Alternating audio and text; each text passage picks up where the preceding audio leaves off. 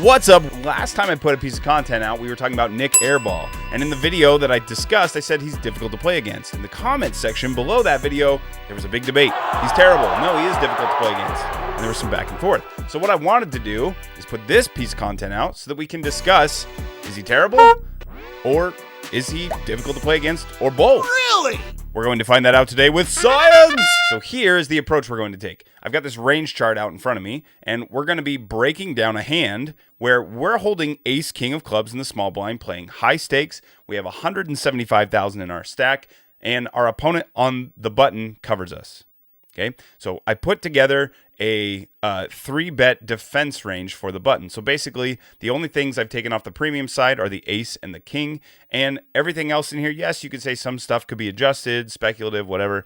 You can make your adjustments. This is just an approximation. We'll start from here and we'll do some hand reading. So we're playing 100, 200. There's a straddle to 400. We're in the small blind with ace of clubs, king of clubs for this one, and we 3-bet up to 5x, $6,000 over a $1,200 raise from the button.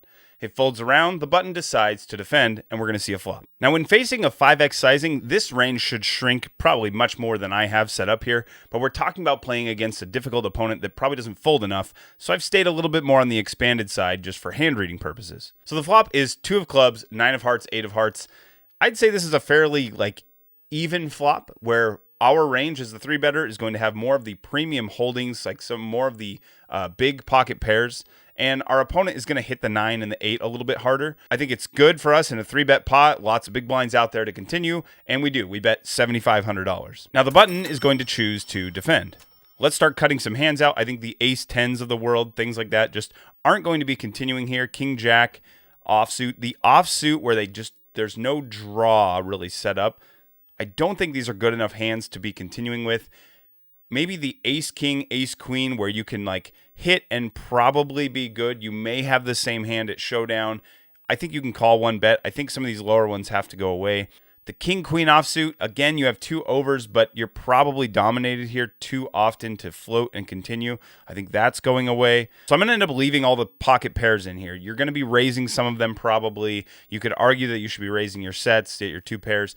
But I'm going to leave them all in here just as hands that are options because in position you can take the line to not immediately raise, allowing your opponent with something like we're holding to continue to put money into the pot and not just fold and get away. So I'm fine with leaving all those hands in, and I think that something like pocket 6s here can make a call because this board doesn't hit the pre-flop 3-betters range, especially when we go 5x out of position very well. There's going to be the pocket pairs, but then there's going to be the Broadway cards that don't really have anything yet.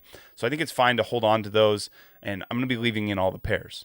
So I added hearts here just to kind of remind us that a lot of these combinations are going to be the heart combinations. For example, if I have 7-5 of spades on this board, I'm probably not continuing with the gut shot. If anything, I might raise it, but I'm not just going to call. So basically, the only time I'm going to be making the call is if I have 7-5 of hearts so that I have the gut shot plus the flush. You're going to see that some of these don't really make sense. Obviously, we can't have ace 8 of hearts. It takes a lot longer to apply the hearts individually to each hand. So that's what we're looking at here when I'm showing you hearts. Any of the combinations that don't have a pair, don't have 2 pair, or don't have an obvious open-ended straight draw, those are going to be heart combinations. So I put the hearts in there to remind us. The pot is now $27,000. We're going to lead out for $22,000 on the 6 of clubs that shows up on the turn. So now we have 2 overs plus we have the flush draw. After we bet the $22,000, our opponent on the button now makes it $45,000. So a weird min click raise that's kind of setting up the jam on the river. And when we talk about what he would be doing this with, it's probably going to be a lot of heart combinations, not really club combinations. We hold the ace and the king of clubs, so most of the club draws are reduced. It doesn't mean that there's none, but there are very few. So maybe 8, 9 of clubs is an option that maybe chose to slow play on the flop and then chose to go for it here. Definitely a possibility. I would say that more than likely, there's going to be big value hands and some bluffs here. So let's talk about what the value hands are. Okay, I don't think we're taking this line with pocket 3s, 4s, 5s. The 6s are possible. 7s now have a pair plus an open-ender. I left the 10s, jacks, and queens in here because I think you can take this line. It's unusual, but basically what you're doing is you're setting your river price right now. You're saying, hey, yes, I'm going to reopen the betting, but I would do this with my monster hands. So a hand like, say, aces if I'm gonna end up calling with queens anyway on the river, if I take this weird raise line, they call and then check to me. Now I get to see the showdown for a lower price than if I had called, let them bet a larger amount, and then called again. So I don't mind this, and I actually think it would be a decent line to take. Now let's talk about the hands that shouldn't be doing this. I think we can start to take all these hands out because we don't really have the single pair combination should not really be taking this line. It doesn't make a ton of sense. Okay, so now we're taking out some of these just like medium pair hands. I don't think those are going to be taking this line very often. I think more than likely we're going to be seeing some of this stuff where you have, you've got a pair plus an open-ender, or you have two pair, or you have a straight. I think this range is fine. Most of what we have here are just going to be a lot of flush draws, and then look, there's a lot of value here. And then we have just these like missed over cards that have the flush redraw. I don't think you're going to be seeing this from ace queen or ace king without the flush draw, so we're going to get rid of those. And I think this is a fair range to have narrowed our opponent down to at this point. The river is a spicy one. We get the 9 of clubs, so now the nut flush comes in, but the board pairs. So this is an interesting spot. We're going to check it over, and the opponent now jams pretty quickly. And we're stuck making a decision for basically the value of like a starter home. So we're talking hundreds of thousands of dollars here. So really quickly, let's talk about what he's probably not going to be doing this with. I don't think pocket sevens is going to make this move. That doesn't really make sense. You have some showdown value. You're blocking a straight, but you're not really blocking the flush. I just don't think that one makes a ton of sense. I don't think the overpairs make sense anymore. I don't think queens, jacks, or tens, they're just going to want to realize that showdown value.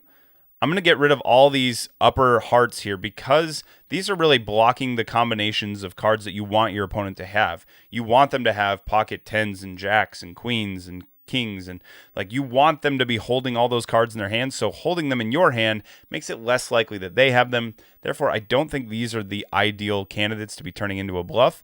I think these are really the ones you want to be focused on, and I think these are fine as well. Yes, they hold an ace, but because the other card going with it isn't blocking Broadway, I like that a little bit more. You're allowing them, again, to have all those overpairs still. So I preferred these and these to be our bluff combinations, and then we're just looking at a lot of value, right? A lot of boats that are in here and some straights and some trips. There's just not a lot besides that really makes a ton of sense to me anyway, I think, as far as hand reading goes. Okay, so now we kind of analyze what would logically get to this point. Now let's look at what Nik actually had, because it's not even close to this chart. Flush and checks. Don't say anything. Does Airball go for it? He does. And has run right into it. And he hasn't called yet? If it had a hole. A bit of a Guys, slow roll, enough net of the roll, book if you here, will. enough. He's not intentionally slow rolling. So how much do I owe you then? 100 and something? 125? I said most likely I would call. Let me just kind of know how much I owe you then? No, so this is He's being genuine. 80, 100, How hasn't he called yet here, Jeff? Just worried about the full houses, but 15. what is going on? It's 1 to 1. No, more. On over that. occasion, 45, Airball probably does 45, show you the full house, and you say, 90 okay, plus. nice Where's the hand. flop? Well, save the 115.8. It's a lot of money. Oh, this is art. If he folds, Has headsets Airball off, I'm found out of here, some Jeff. way to talk I'm him outta into here. a fold? Pay me. I deserve it. I'm walking out. See you next episode if he folds. I'm out of here. You're alone. The thing for Professor, I'll tell you guys something. It's not about money. He just doesn't like to be bluffed. No, it's about playing good. I think he is going to fold this hand. I do not think that, but the more we wait, there is the call. All right, so I'm in Pile Solver right now, if you're not familiar. And all I'm doing is I'm taking this range chart and I'm sliding the bar up to get to 89% of hands. I still don't have Queen 3 offsuit. I have to click it one more time to get to 90% of hands before I include Queen 3 offsuit. This is why Nik is so hard to play against, because logically, Queen 3 offsuit isn't a raise pre-flop. It's certainly not a defend against a 3-bet. It's certainly not a defend on the flop. It's definitely not a raise on the turn. And it's definitely not a jam on the river. Like, none of that is logical. So you can't follow and hand read logically. Now, it does mean that, yes, you just like, over the long run, you're going to beat this player. This player's going to lose. You you can't win long run playing like this.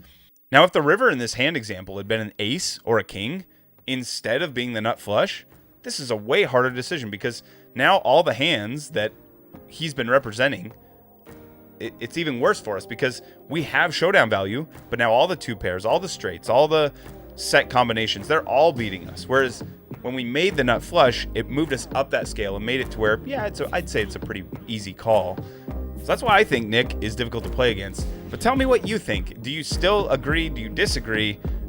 I want to know what you think. Thanks for being here. Have a great week. I'll talk to you next time.